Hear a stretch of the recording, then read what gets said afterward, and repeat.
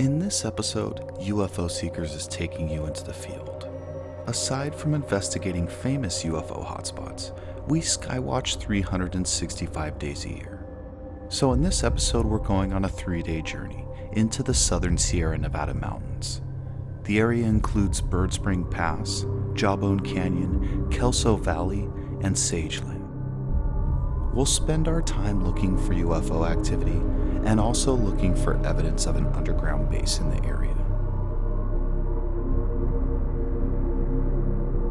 So come along on a journey as we search for UFOs.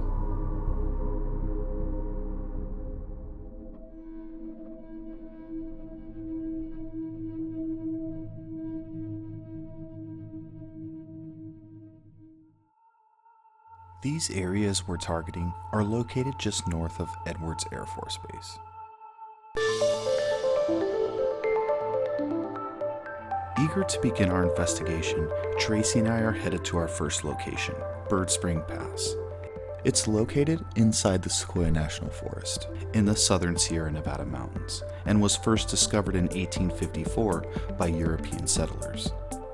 This area is notorious for orb sightings and multi-light UFO sightings at night, so we'll spend the evening here skywatching.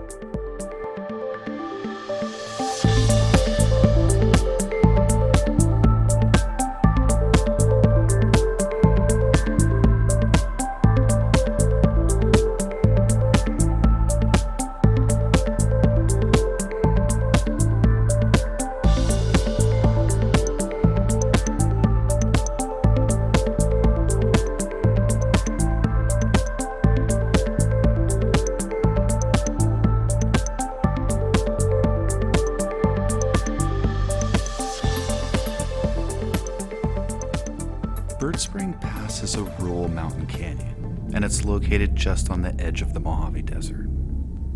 So there's an interesting combination of mountain and desert fauna. Tracey and I set up full spectrum, visual, thermal, and DSLR cameras to see if we could catch anything strange in the sky. Tracey and I have received a handful of reports from this area, mostly from off-road enthusiasts who have seen strange lights in the sky while camping in the area. A good bonus on this night was the beautiful supermoon. With the UFO phenomenon, it's hard to find definitive answers. So our mission is to help bring closure to UFO witnesses by providing them evidence of things being witnessed in those specific areas, and if we're lucky enough, to actually capture exactly what UFO witnesses are seeing. During our daytime investigation, we didn't witness any anomalies, although we did spy some military aircraft in the area. And in fact, this area lies in the R2508 military airspace complex.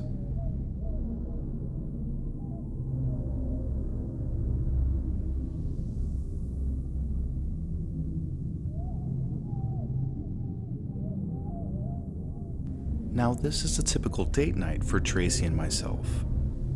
We consider ourselves UFO field investigators. We primarily spend most of our time out in the field, watching the skies and hoping to eye what witnesses are reporting to us.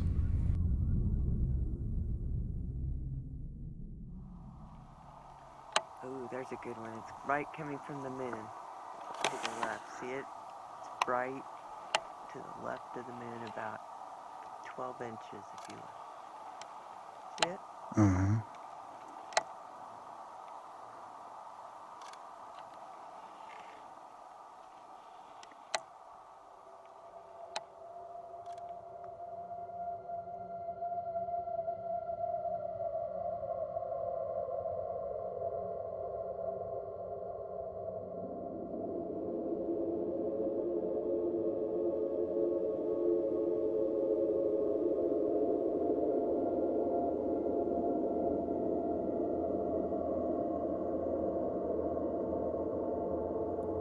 At roughly 10 p.m. local time, Tracey and I spotted a fleet of military jets coming at us from the east.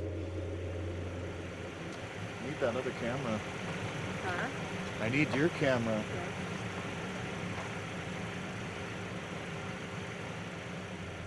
The jets flew from the Mojave Desert, came directly over our heads, and then made a U-turn back to the desert.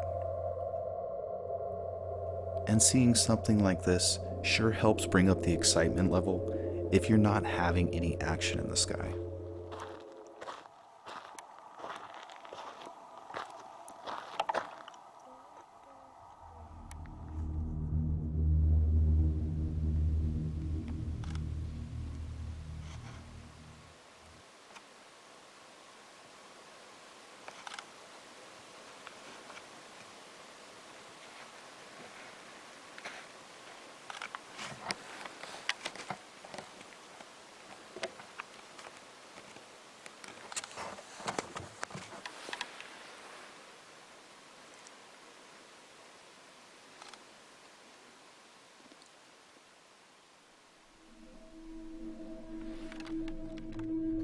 We finally called it quits at 3 in the morning and headed back to UFO Seekers HQ.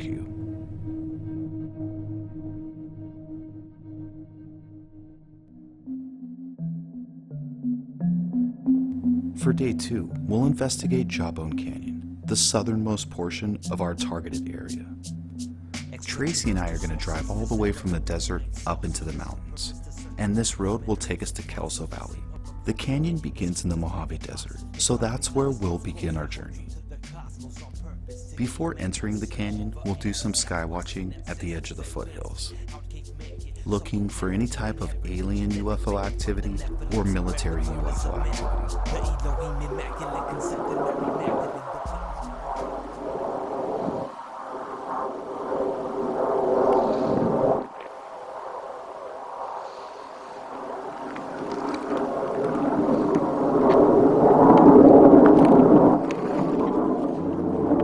This is one of the few areas that had cell phone service, so we had a radar going and noticed a NASA airplane coming over our location.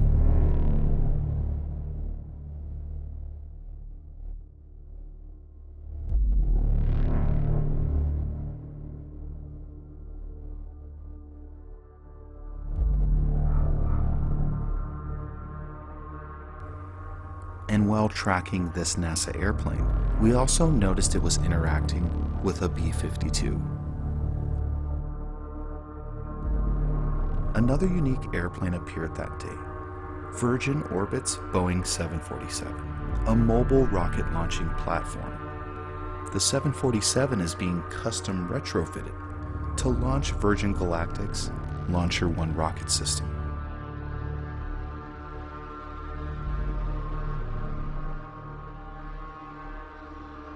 While at the location, 2 quad riders stopped to see what we were up to. Very cool. Yeah, well, there's definitely a lot going on out here. It seems like we always hear a crap ton of sonic booms and, you know, everything. See some interesting planes from the base and everything over there. So, yeah. You ever seen a UFO or what? I don't know. We I've seen sit some out in the sketch backyard things, but- quite a bit at night. We don't live here. I've seen like lights moving pretty quick, you know, but like that's about it. But dude, they're definitely out there. Weird, yeah.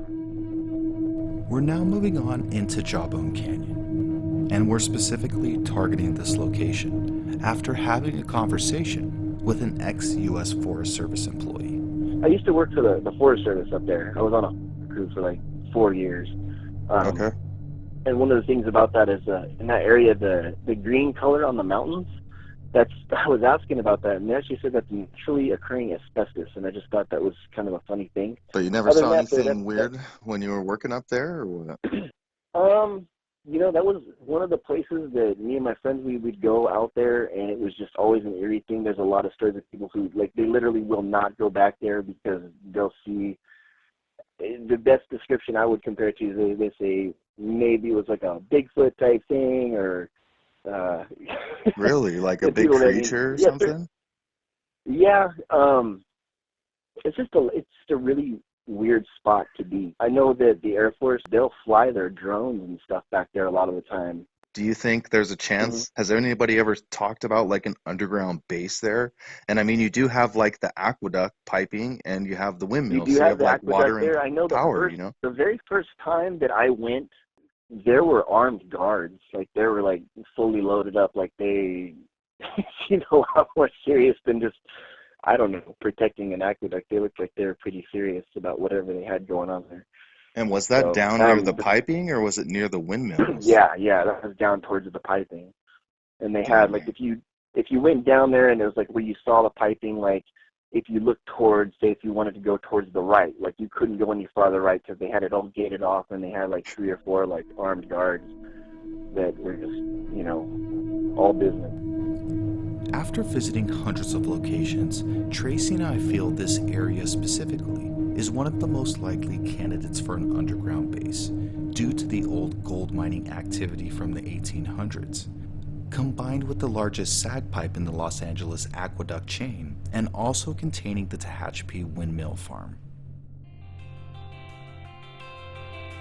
For the two of us, searching for UFOs isn't about fame, and it isn't about fortune.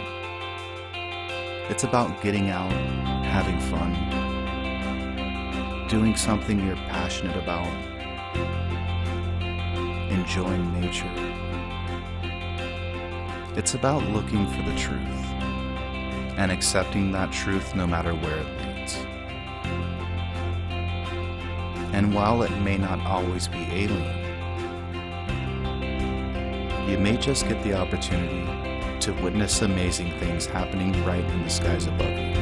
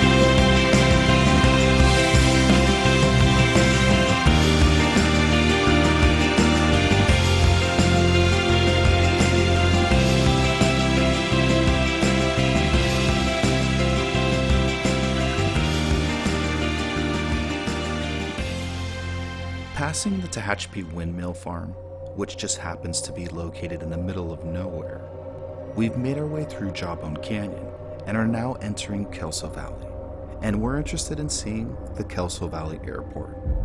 It's located on a secluded ranch, but as we've seen, the skies above this location is riddled with military activity. So is this a special landing location or a secret landing location? It's definitely the perfect place to have some type of underground base. And of course, the windmill farm provides a never-ending energy source and would still continue to produce energy even if the sky was riddled with cloud or smoke from some type of disaster. While in Kelso Valley, we didn't see any people. We didn't see any vehicles, neither did we witness any military aircraft in the air at that time.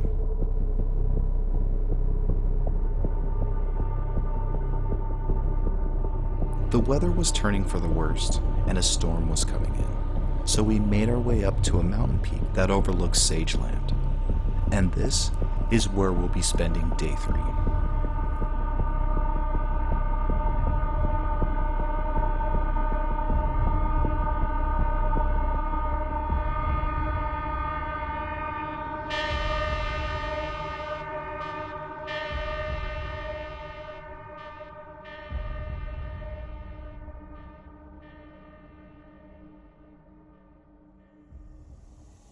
For day 3 of our investigation in the area, we're headed to Sageland, California.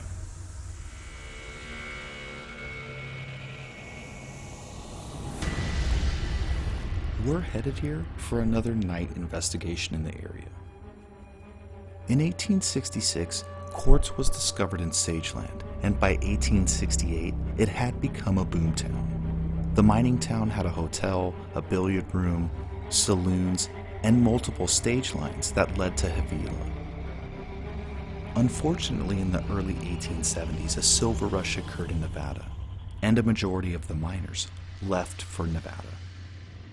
By 1875, the area became a ghost town, and none of the original buildings remain today.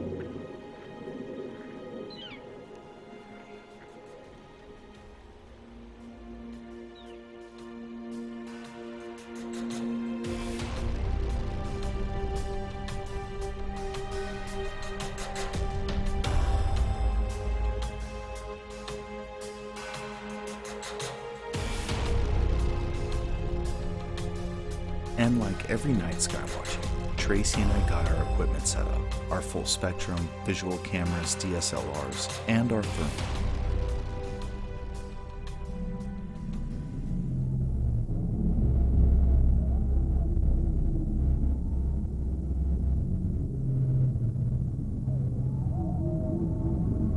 When we receive UFO reports, we try to visit the locations randomly.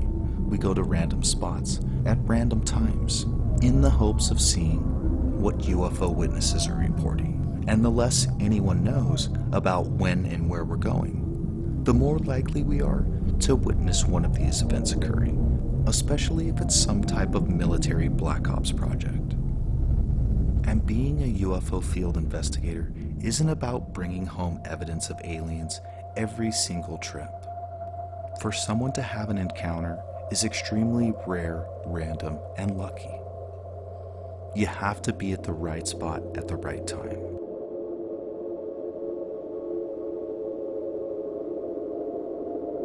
We feel it's important to document any activity in the sky, especially if people are reporting orb-type UFO sightings.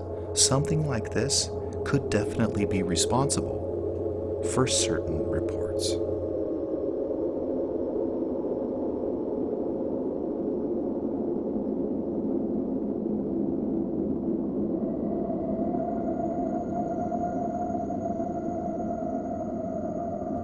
What you're looking at is more than likely two satellites crossing paths in the sky.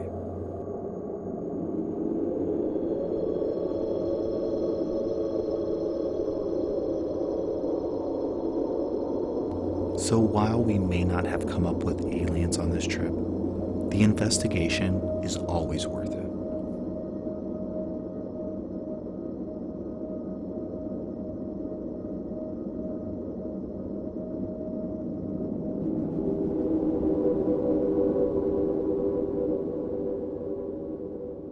Thanks for watching our video. Show your support by subscribing to our channel. Click that button right there. And if you want to become a patron and donate money to UFO Seekers, click that button right there. If you want to watch another one of our videos, YouTube says watch that one right there. And if you want to learn more about us, visit UFOseekers.com.